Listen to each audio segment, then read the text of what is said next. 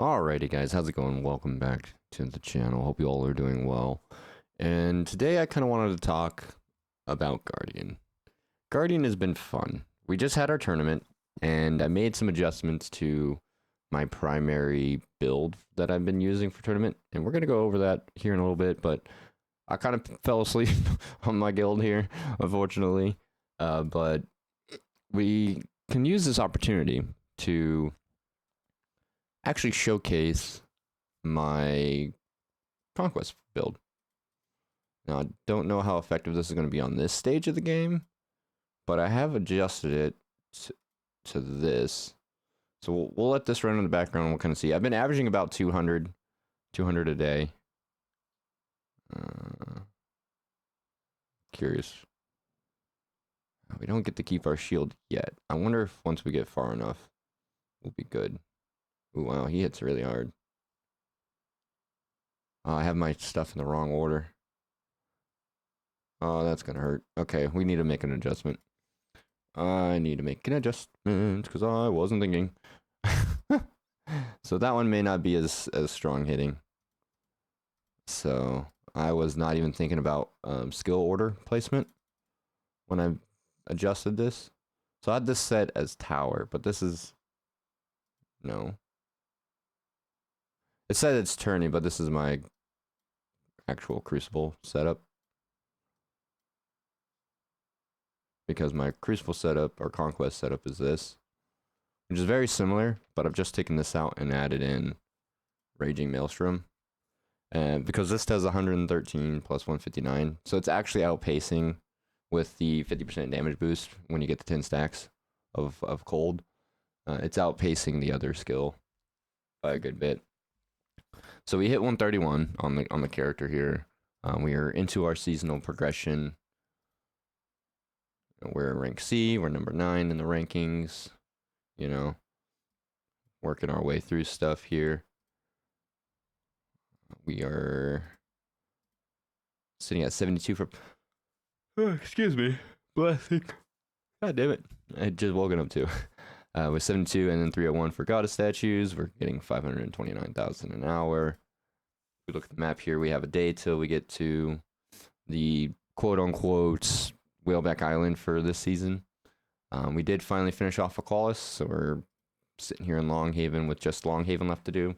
I still got quite a bit of time left in the season, so we should be able to finish off Longhaven and then kind of sit on our resources a little bit for the different things. So this one we can't complete yet because it requires us to do the tower here, which unlocks in a day. So we can't do that.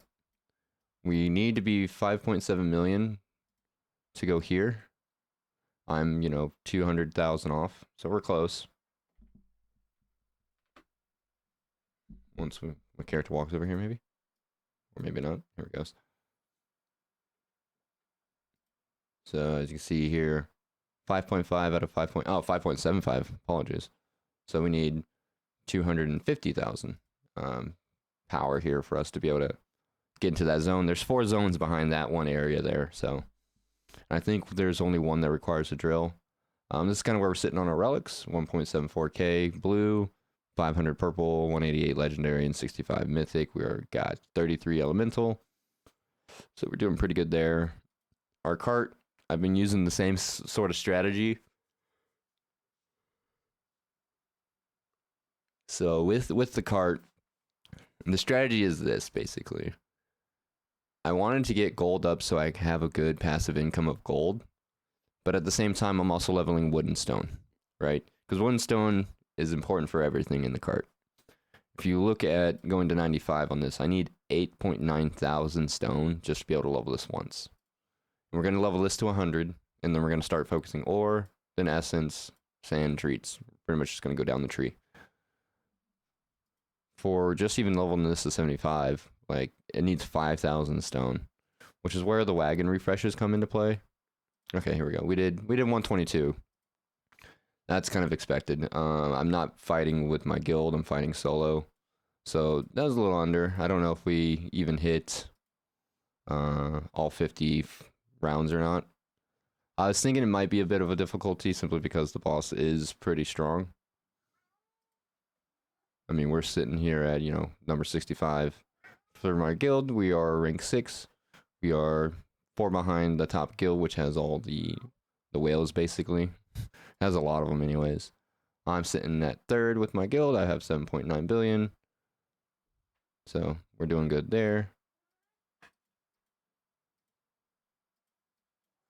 Not really much else going on. Library.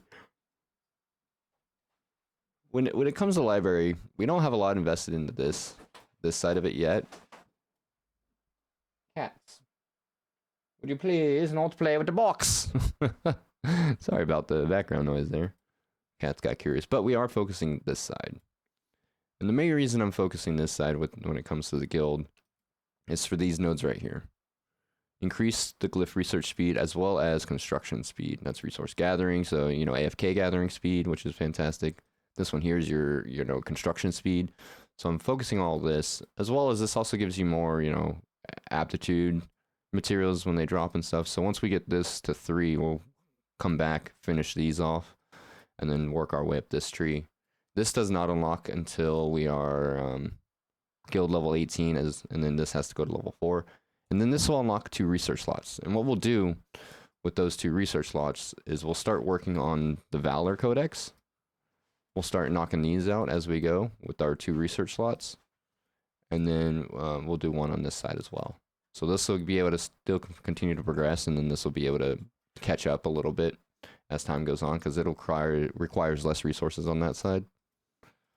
For the shop, I've since changed my strategy and how I've been doing this. I'm buying all this out, and then I buy all this out, and then if I have enough, I'll buy one of these. And obviously I bought both because I'm sitting at 19.8, so I might go ahead and just grab this. I try to keep myself up enough. Wow. 52 million. I didn't even get near as far that time. Goes to show you how important it is to fight with other people. Because that was probably my worst showing. I missed out on the fight today, so it is what it is. Not a big deal. I can showcase the build in a moment here. Go ahead and claim all this. Get some affection points that I don't need.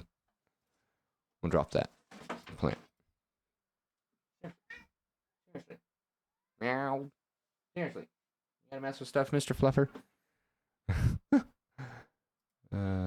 We could upgrade this. I'm not gonna worry about that too much. But let's go ahead and showcase that, right? So if we look here, and I go to my normal conquest, this is what I used to have set up. We'll make this a boss. 50 rounds, start, right? This should be a bit better too. So 744 million on that one, average of 10.6. 709. You know, we're doing over 700 million again. 737, right? You know, it kind of fluctuates, right? So, oh, this is my Maelstrom one. So we're doing 119, 127. So this one, you know, being where it's at, it's only Mythic 2 compared to this one at Mythic 5. Like, I think once this one catches up, it should be better. But obviously with the way we're doing things here, with the water and stuff, we're getting a good bit of DPS. Like, this is doing 231. That's only doing 153. It procs 17 times, though. So, you know, this is about double. You know, 15 and 15 is 30, 17, 34. So if this had procced the exact same amount of times, it'd probably be, you know, 300 million. So it would outpace it. But the reason that it doesn't is because it takes so long to cool down. So now if we retest, and I swap which build, so we're doing, you know, 730, 740 was our best. We switch back to the old setup, right? 711. It's still very good, don't get me wrong.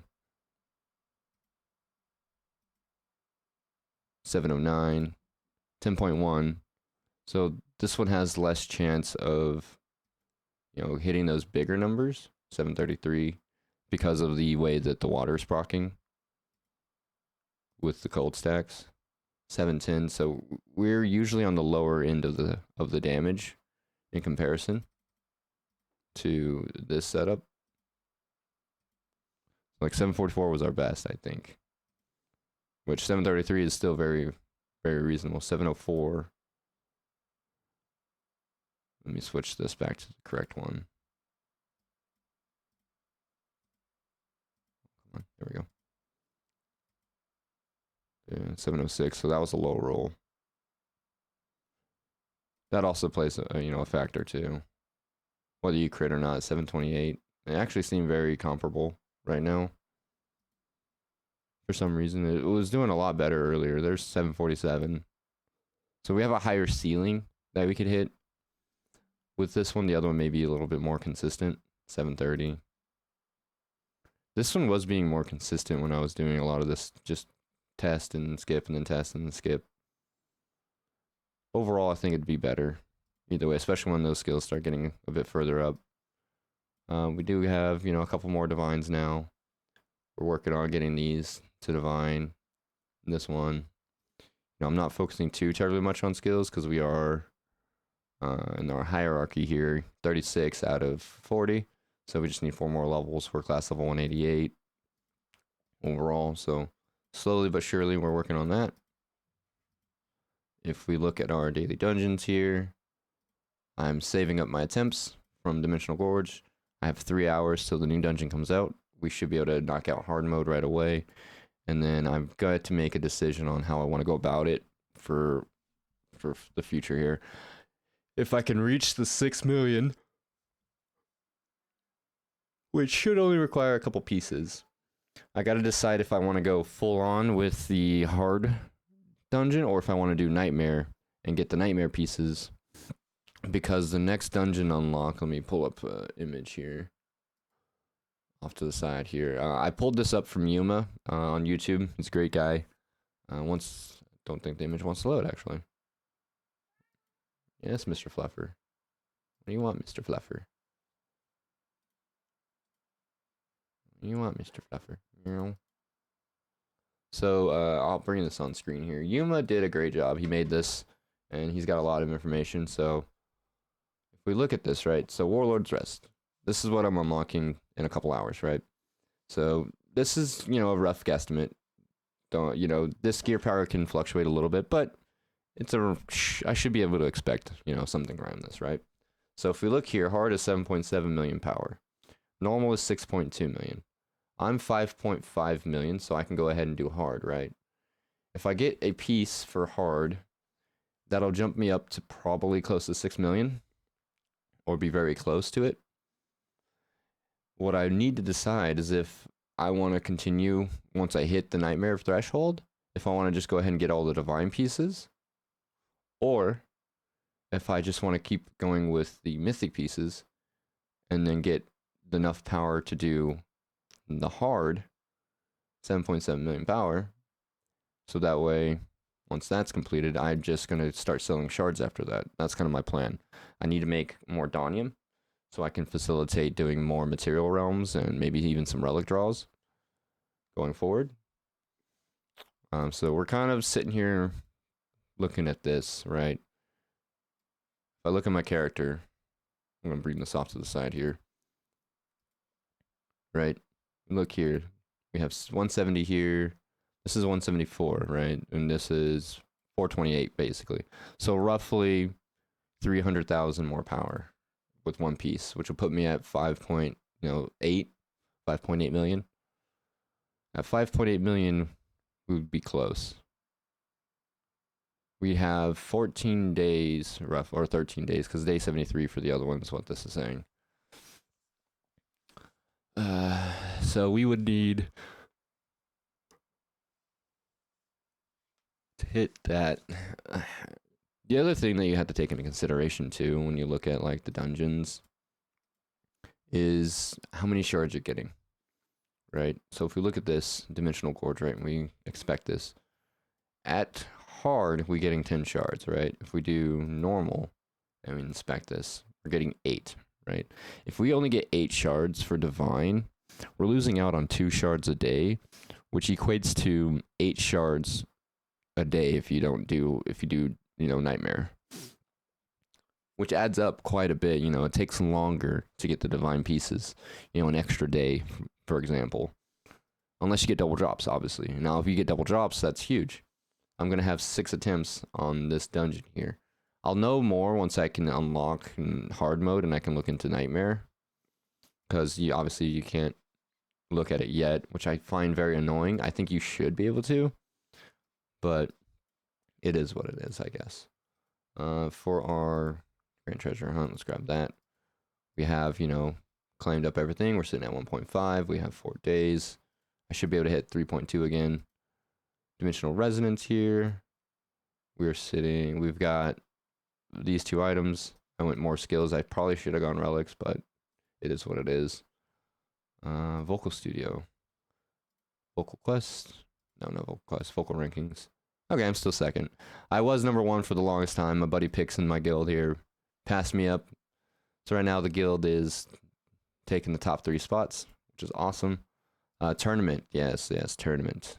So, tournament setup, guys. Let me get to the right area here. This is my testing setup. So this was the build I used, and honestly, I'm really, really enjoying it. It's been a lot of fun. This is getting so much closer to the next tier, which I'm super excited for that. 130. I get, 25% more damage, along with, another 29k more on the plus. So should be super awesome. I'm a big fan of Frigid Aura. But that's kind of the build. The idea with the tournament build is movement and pulling people away from my team, right? As I stated, the last tournament, we were having a hard time with it a little bit, with what it's doing. The movement is real janky sometimes, I've noticed, with this particular setup. Like, the way it should work is not always how it works. It works the way it should from time to time. But I don't understand some of the things going on in the background. If I had an idea, like what's determining X for a certain thing, right? And we'll go through and I'll show you guys some of the fights. So I hit number 3. My guild took 2 of the top spots. Obviously, the whale guild took the top 2 spots, but being top 4 with 2 of my guild mates or 2 teams from my guild is fantastic. This is kind of that. My buddy Finner here, he's thinking about swapping to Guardian to have some fun there.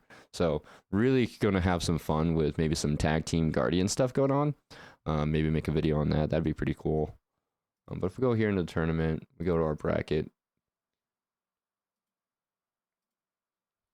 We'll go ahead and watch, this fight here. The 3rd place fight.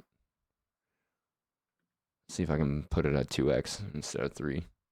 See if it'll be a little too quick or not.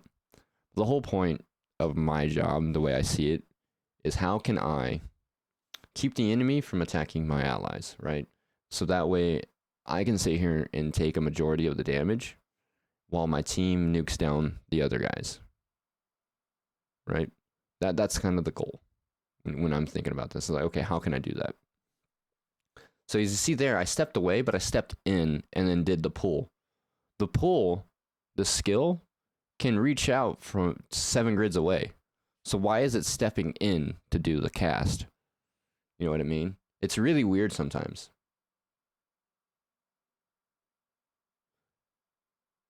And I don't know of any other, skills that I can use for movement besides this one. You can see there, Fenrir went and took down Bez. I jumped over there and then I pulled him this way. So there right now, spread out, right? He only was able to pull in 2 of my main allies here. And their AoE only hit me. So the spacing is doing good. Didn't even see the chat there. So as you can see, it works, but it's really weird at times where it wants to pull him in and then steps in first before it does it. It's really, really weird. I think this fight might have been a good showcasing of it. I just don't understand what's determining it to do the step in and then pull instead of the step out and pull like it's supposed to do.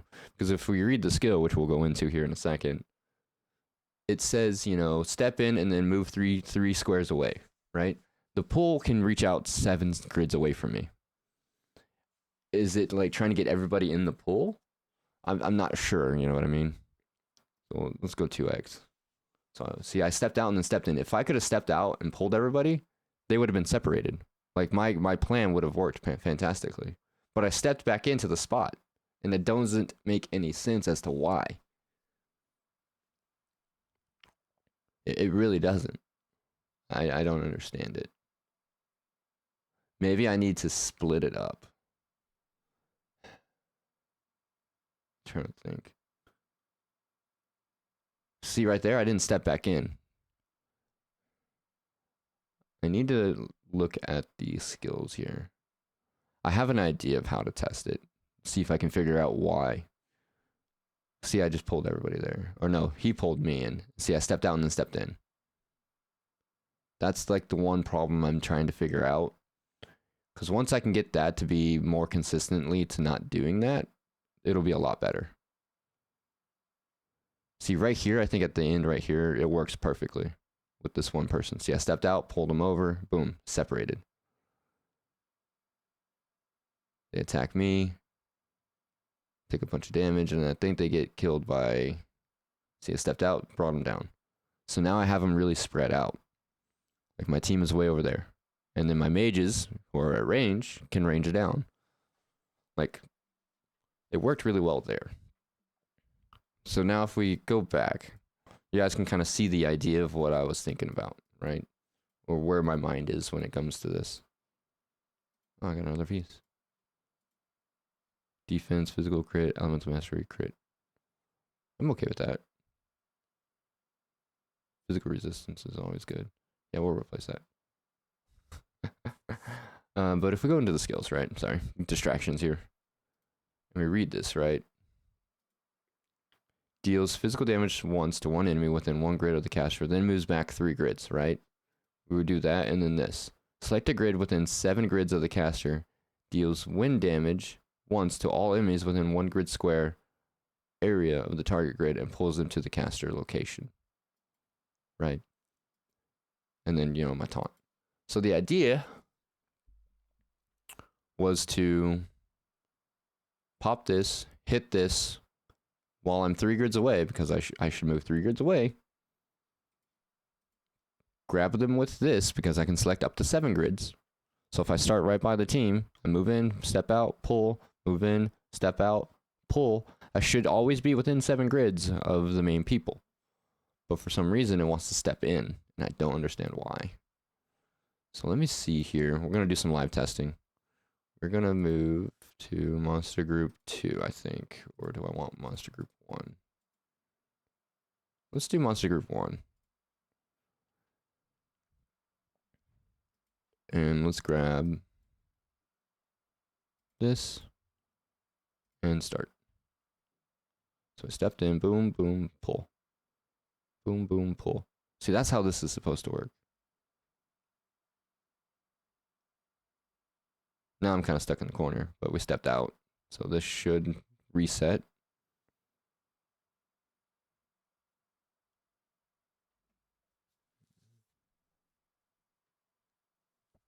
And pulled over there. Interesting. Kind of stuck in the corner now. But you can kind of see the idea.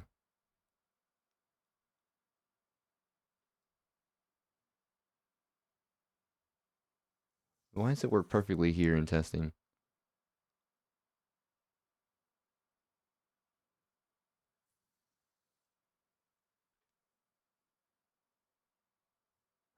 Kind of got unlucky with placement here with the AI.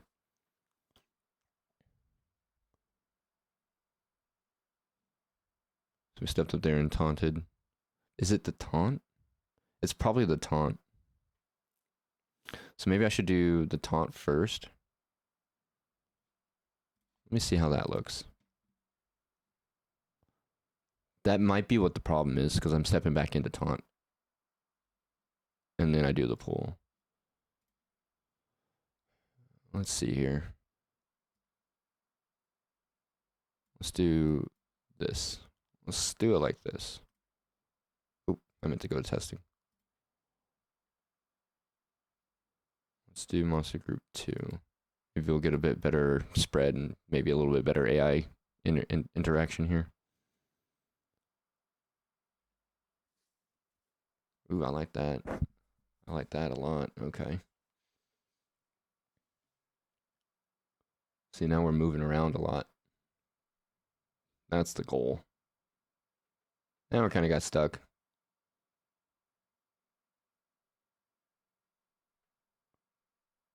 Maybe we're not able to move through things. Once we get surrounded, we can't move. Oh, we moved out there. Oh, we didn't have an available space, maybe. Yeah, this is working a little bit better. That might have been what the problem is. I'll have to try it out next tournament. But now he moved into the corner again. Always going into that corner, man. That's hilarious. But yeah, okay. That seems to be a little bit better. Like when we first saw it proc off, it worked out really well.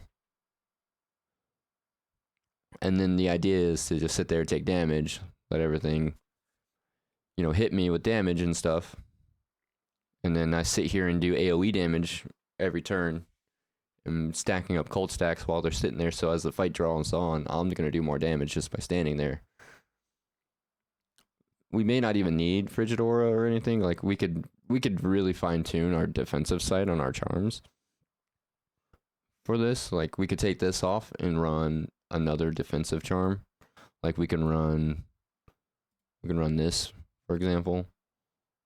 We could run that. We could run this.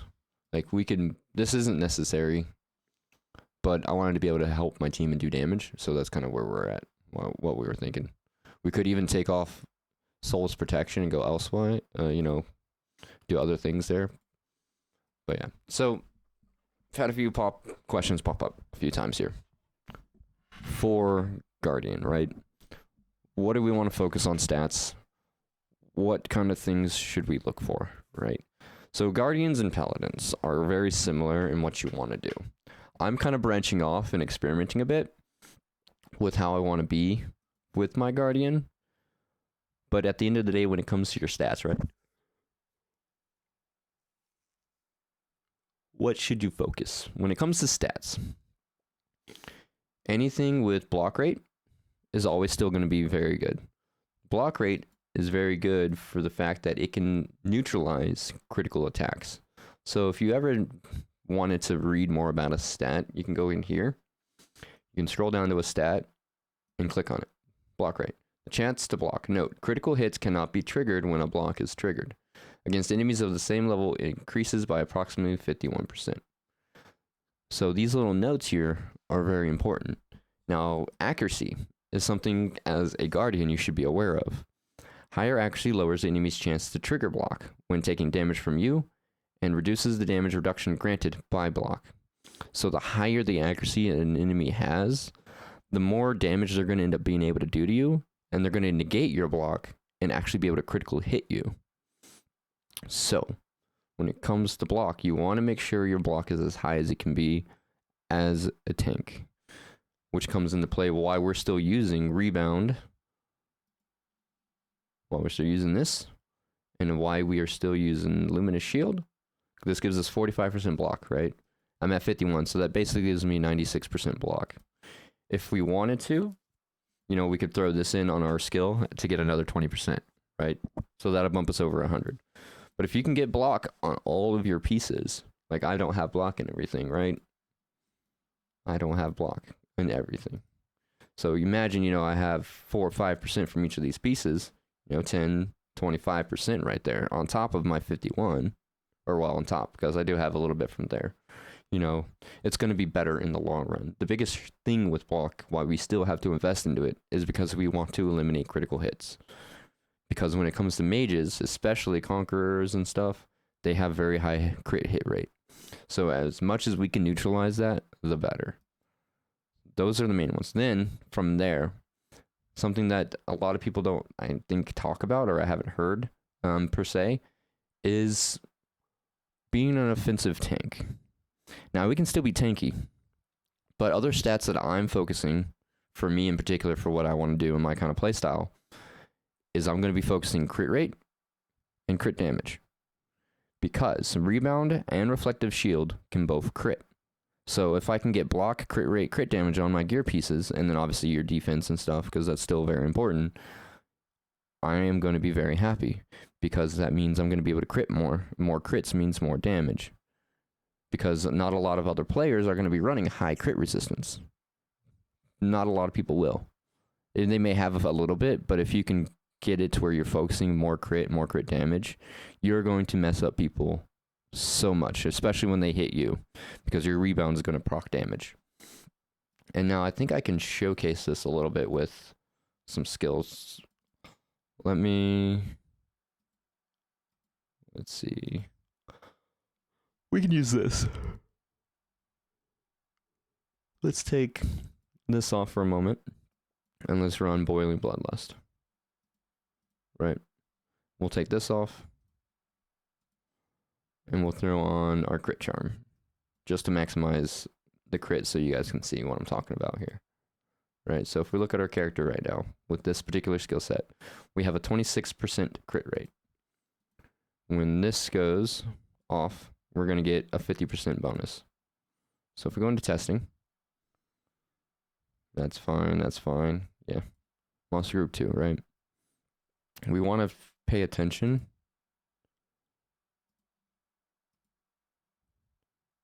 Let's put this at 1, to when things hit us, right? We should see the critical happen. You see there, that move? You can see that all these like bigger numbers that are popping up, they have a different like symbol behind it compared to a non-crit. See how everything is critting right now?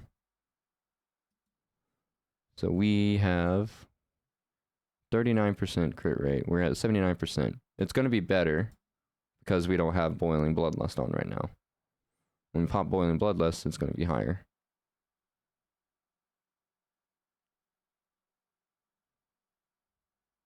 Boom.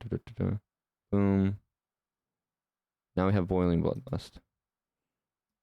With Boiling Bloodlust, we're sitting at, plus 89, so we have over 100% crit rate. So everything's going to be critting while we have this on. Boom, boom, boom. Crit, crit, crit. We've been critting quite a bit, actually. We can probably speed this up to ×2.